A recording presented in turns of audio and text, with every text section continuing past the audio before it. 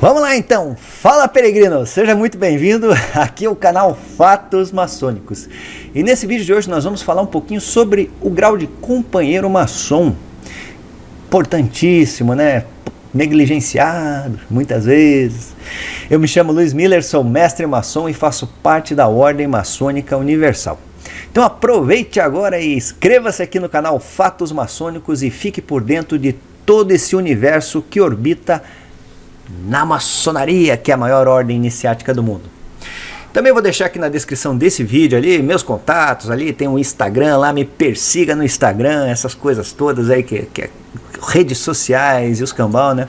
Tem um grupo lá, Segredos da Maçonaria no Facebook também, faça a sua inscrição e fique por dentro dessas coisas. E o mais importante, que vai mudar a sua perspectiva sobre a ordem maçônica, vai ampliar em muito, eu lhe garanto, o link para o curso Entenda a Maçonaria. Então vamos lá, né? Então nesse vídeo aqui é o seguinte, primeira coisa, né, vamos quebrar alguns paradigmas aqui. Eu estava dando uma olhadinha, na verdade, esse vídeo é oriundo dos comentários aqui do canal Fatos Maçônicos. Então primeiro eu queria mandar um abração aí para o Bruno Bortoli, ele que fez essa colocação, né? Ótimo vídeo, era aquele do Albert Pike, que eu já vou falar, o Papa Negro da Maçonaria, foi uma coisa fantástica, né? Faz um vídeo falando a respeito do grau de companheiro. Sempre vemos falar muito sobre o grau de aprendiz e mestre maçom, mas o segundo grau nem sempre é tão explorado. Pois é uma injustiça, né? Você veja o seguinte, né? Entre outros comentários aí que o pessoal falou, o Manzini, o Pike foram os caras que montaram o rito escocês. Gente, eu falei no vídeo lá, duvidem de tudo, mas vão pesquisar, né? Não coloquem assim a sua cara a tapa de graça. O Albert Pike, quando iniciou o rito escocês em 1801, não era nem nascido. Então tá, ele entrou na maçonaria escocesa quase 50 anos depois. Então você veja, bom, sem comentários sobre esses assuntos, mas podem continuar colocando aí, fazendo suas colocações, seus pontos de vista. Eu acho uma coisa maravilhosa, né? E vamos tocando a vida. Mas enfim, Bruno, um abração mesmo, e é uma verdade. Então vamos contextualizar. Eu gosto muito, sabe?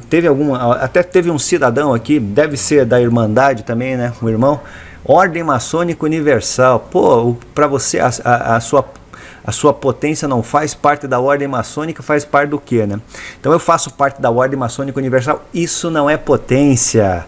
Inclusive não existe essa potência, né, como estrutura física. Eu estou falando da maçonaria como um todo, certo? Espalhada sobre a superfície da Terra.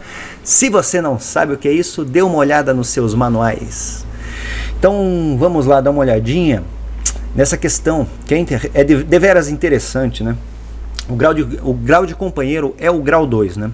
Então, como o irmão falou ali, o Bruno, falou assim, fala-se muito, e é uma verdade, fala-se muito a respeito do grau de aprendiz, né? Que quando a pessoa é convidada para a maçonaria, ela acaba entrando, obviamente, nesse grau, que é o grau de aprendiz. Então tem as suas instruções preliminares, e depois ela vai evoluindo, porque a maçonaria tem uma estrutura dividida em graus, certo? Então no simbolismo, né, falando do simbolismo, nós temos basicamente duas divisões, vamos por assim, que a parte simbólica e a parte dos graus superiores vai variar muito com relação ao rito, com relação à quantidade de graus que você vai estudar. Mas falando em simbolismo, né, que é o grau 1, 2 e 3, certo? Então nós temos o grau de aprendiz, companheiro e mestre, o grau 2. E olha que interessante, né? Hoje é uma verdade, né? É muito pouco falado. Existe material relevante a isso por conta, vamos pôr assim, da natureza desse grau. Qual que é a natureza desse grau? Então a maçonaria é uma questão, ela é uma questão muito mais antiga, né? Oficialmente nós temos lá o século XVIII, como oficial é a Inglaterra mesmo, mas ela era um movimento que a gente tem muitas coisas lá na Escócia, na Irlanda, na França, na Alemanha, pô, me matam se eu não falo isso. Na Alemanha também, né? Muito anteriores lá a 1717, que ficou a data emblemática da fundação da Grande Loja de Londres. Tá. E como que era isso daí basicamente, né? Tinha uma questão, e ali a maçonaria já foi um movimento, vamos dizer, que saiu da questão operativa, assim, né, de ser o pedreiro em si, né, o franco-maçom, de ser o maçom para virar o franco-maçom, certo? Guardadas as devidas interpretações, né? Mas colocando aqui para você entender, na verdade, antigamente existiam as corporações de ofício, né? Que se você pesquisar é uma coisa muito fácil, né? Desde lá daquele progresso do Império Romano e até muito antes, lá no Oriente Médio, enfim, né, sempre existiram alguns agrupamentos de pessoas que acabaram se especializando na construção. E eu posso falar isso com bastante propriedade por duas coisas, na verdade, certo?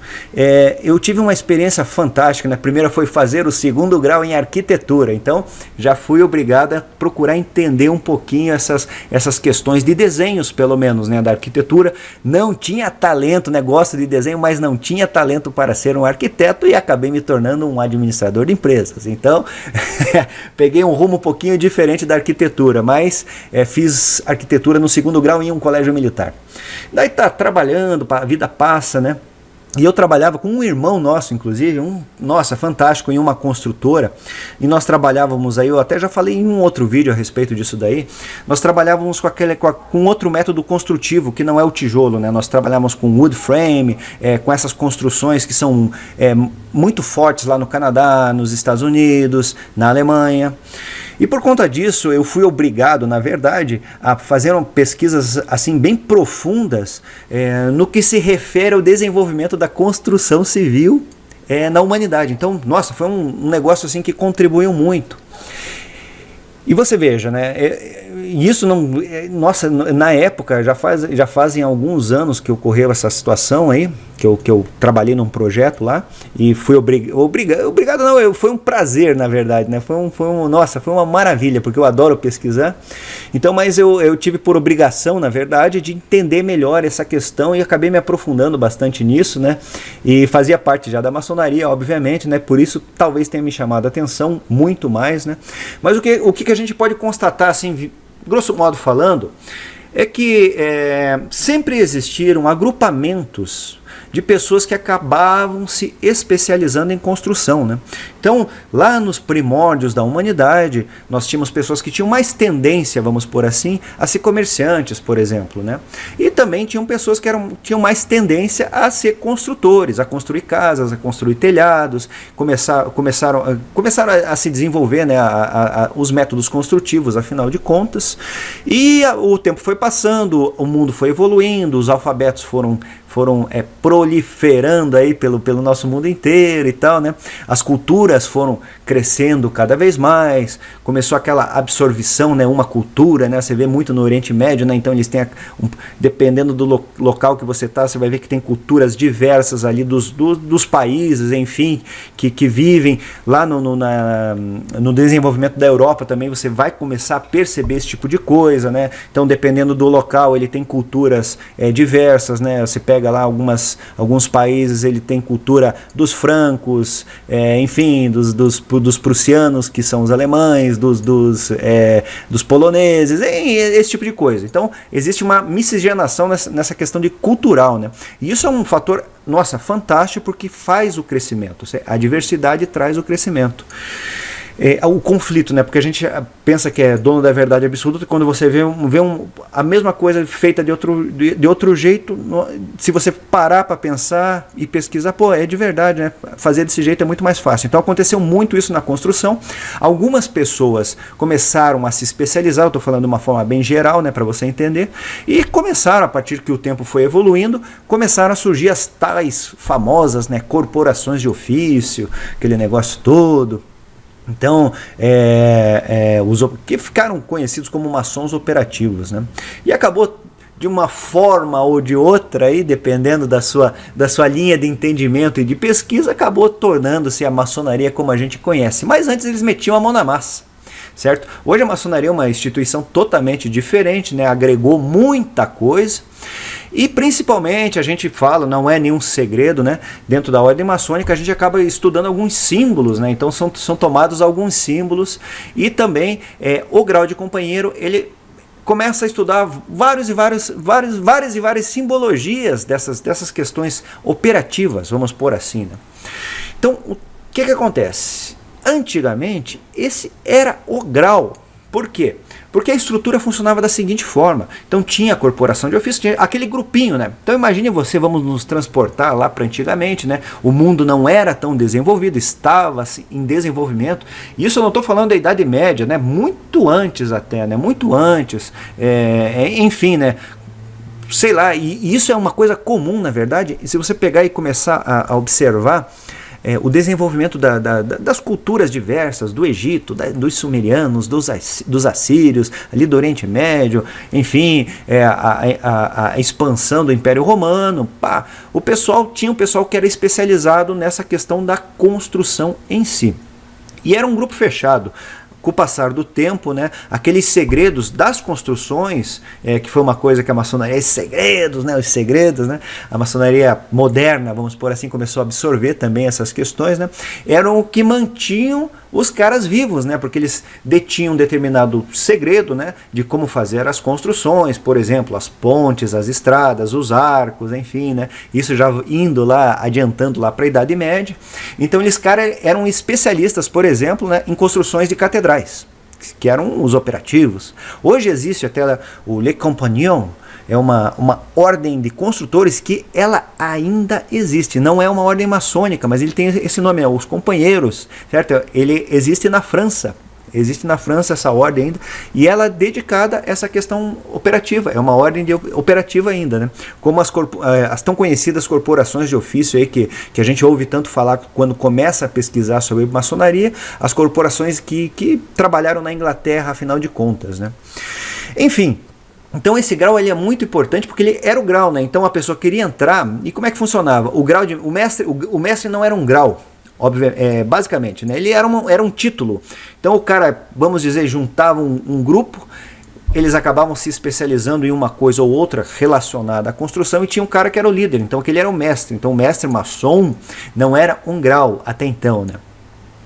Até então.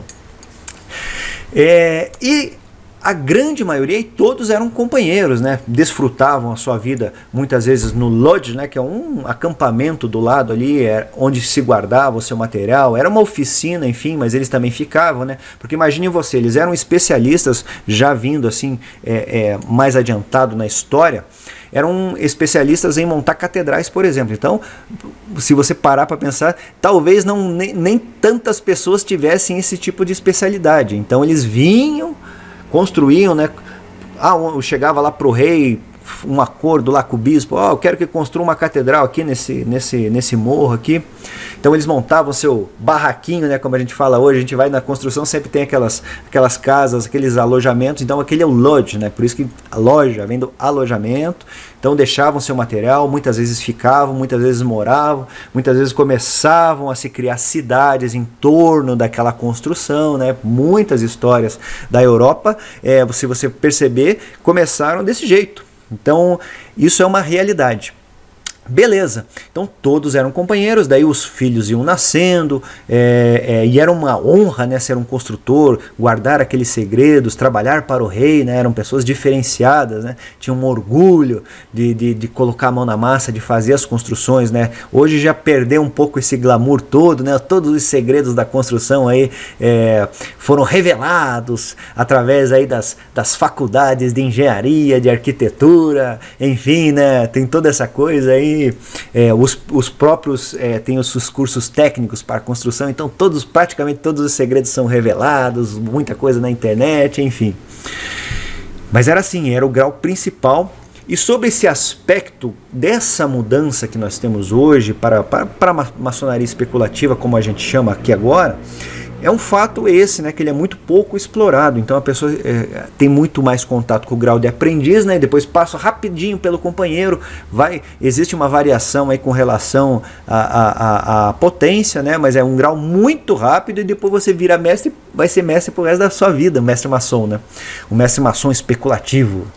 Então é muito importante, é um grau que trabalha, inclusive, dentro desse viés, esse viés que é um viés assim, de começo de observação, né? Porque imagine você, né? A criança nasce, né? A gente chama muito dessa questão da luz maçônica. Então a pessoa tem, a criança nasce, né? Tem acesso à luz da maçonaria, ao conhecimento. Então ela começa um desenvolvimento. Então sua parte quase, se você parar e pensar, tem o nascimento, né? Ali é o crescimento, o desenvolvimento. Então, por conta disso, a importância, né? Então, as matérias que são lidadas nesse grau, elas são fundamentais para que você tenha uma boa estrutura maçônica, uma estrutura de desenvolvimento de consciência. E depois você alcança o mestrado, que é o grau de mestre maçom, e isso vai ser pro resto da sua vida. Mas o que acontece? Né? Até teve um comentário aqui que o cara falou, você não sei o que, né? Eu sou grau 33, né? Você não sei o que, papapi, só sabem a verdade no grau 33. E eu já havia falado alguns vídeos anteriormente aí, que é justamente uma questão assim, até teve uma reunião, agora foi semana passada na outra, lá do Supremo Conselho lá de São Cristóvão, do Rito Escocês Antigo e Aceito, teve uma reunião lá, alguns irmãos acabaram chegando ao grau 33, então um salve aí os irmãos aqui do Paraná, eu vi que também estavam presentes lá na reunião. Então o que acaba acontecendo via de regra, assim, principalmente para quem é pesquisador como eu, né, que existem vários aí na maçonaria, você começa a reavaliar, certo? Porque teve um comentário que o cara falou, então quer dizer que quando chega no grau 33 você vê que tudo é uma mentira. Na verdade não, obviamente não. Certo? Que instituição iria fazer uma coisa desse tipo? Não é que a questão que é uma mentira, mas é que assim, você começa o seu desenvolvimento, certo? Quando você chega a um mestrado, nesse caso aqui, né, no final de uma corrente, que daí você domina, via de regra, domina o entendimento do que aquela corrente quer passar, na verdade, e você vira um guardião daqueles ensinamentos, que essa é uma missão do grau 33, você começa a fazer uma reavaliação dos graus precedentes, né? Desde o primeiro. E ali é interessante, porque daí te dá um outro sabor os entendimentos dos outros graus. Assim, para mim, isso foi uma coisa extremamente fantástica. Então, e principalmente o que chama muita atenção é justamente essa, né? E eu vou confessar para vocês, ou para você que está aqui, ligado aqui até o final nesse vídeo, que justamente o que me chamou muita atenção foi justamente o grau de companheiro. Então comecei a me aprofundar muito nessa questão desse grau, tanto nesse conceito, né, da construção propriamente dita, quanto a questão, assim, vamos pôr assim, metafísica, que envolve esse grau. Porque quando você começa a observar, ter uma visão macro, né, eu falo uma visão holística, né, observar por todos os lados, a sua percepção do significado daquelas determinadas coisas que estavam ali no grau, elas têm uma amplitude diferente do que aquela quando você está convivendo no grau. Então, recomendo, obviamente, né? A maçonaria é uma escola e é necessário estudar, é necessário avançar, mas quando você chega no último, mas o que eu vou fazer, né? Que o pessoal fala, mas não, você agora é um Illuminati, depois do grau 33 você é um Illuminati. Não existe essas bobagens, por favor, sabe? Por favor. Mas você começa a fazer, de fato, uma reavaliação em tudo que você viu, né? E isso é extremamente construtivo. Bom, falei bastante aqui, dei uns bizus aí interessantes aí sobre essa questão do grau de companheiro e sobre outras cositas mais. Então, obrigado pela paciência de ter ficado comigo até o final nesse vídeo e aguardo você no próximo vídeo. Um fortíssimo abraço!